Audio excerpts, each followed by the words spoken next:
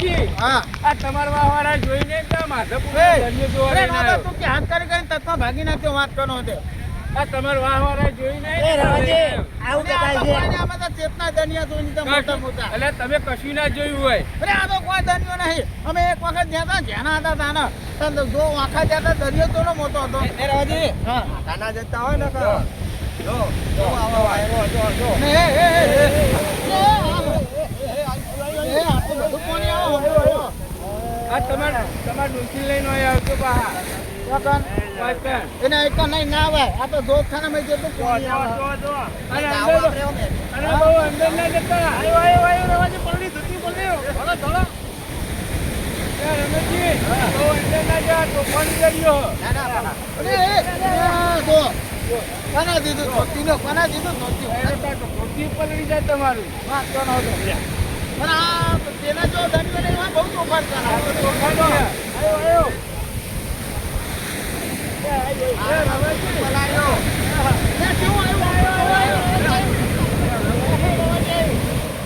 આવ્યો કેનાજી, હા આ તમારા ડોસીઓને લઈને આવ્યા? ના ના પેલી વાર તમે આયા ને. લ્યો, તમારા વાવાળા. અરે મને તો પેલું આવ્યો પેલું આવ્યો અરે ભૂતો બનાના ત્યાં તમે લ્યો, આ કેનાજી પૂછ્યું કે તમે તો કશું જોવા જ નહીં. પણ અમે તો પહેલી વાર તમારા આવ્યા વાવાળા ભાઈ. જોયું યાર. પેલું આવ્યો મને પૂછતો આ જો આટલું પણ બહુ મોટો દરિયો આ દરિયો બહુ બહુ મોટો તોફાની લાગે છે. આ કયું સ્થળ કહેવાય આ કીધું શું કહેવાય માધવપુર દરિયો. હા માધવપુર દરિયો દ્વારકા ઈ કેટલું થાય? આવ્યું. હા જો પેલા રમેશજી તો પકડી દીધો.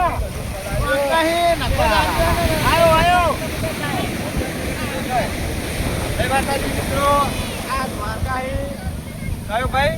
માધવપુર દરિયો છે, 50 કિલોમીટર સીધો દ્વારકાથી. તમારે જોવા આવવું હોય તો આવી શકો છો.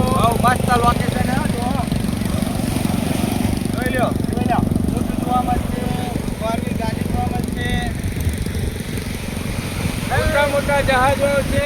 આટલે ही हमारा वीडियो आपते ही पूर्णाहुति बराबर મિત્રો અને અમારો વિડિયો પડશે કાલ તો અમારો વિડિયો જોવા માટે અમારી ચેનલ બાબા રામદેવ 0319 ત્યારે લાઈક કરો શેર કરો સબસ્ક્રાઇબ કરો અને મિત્રો આગળ સોમનાથ દ્વારકા બધા સોમનાથના પછી દીવ જુનાગઢ એ બધાના વિડિયો આવતા જ રહેશે એટલે જોતા કરતા નહીં મિત્રો તમે જોતા અમારી રહેજો. ચેનલને દબાઈને શેર કરતા રહેજો મિત્રો જય માતાજી જય માતાજી.